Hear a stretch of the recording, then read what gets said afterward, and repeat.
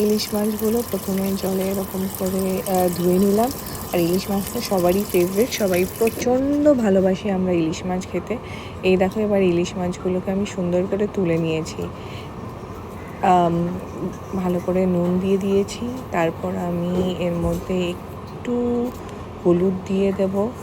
হলুদ দিয়ে আমি এটাকে প্রথমে ম্যারিনেট করে কিছুক্ষণ রাখবো, কেন কি তারপর আমাকে পেস্ট করে নিতে হবে, যাতে আমি এই সুন্দর রান্নাটা তোমাদের সঙ্গে শেয়ার করতে পারি। It is one of my favourite and I am sure সব বাঙালিদেরই ইলিশ মাছ পছন্দ। এবার দেখো কেরম আমি নুন হলুদ দিয়ে মেখে এটাকে সাইড করে রেখেছি। এবার হালকা হালকা করে সব কটা মাছকে আমরা ভেজে ভেজে ভেজে ভেজে তুলে নিয়েছি।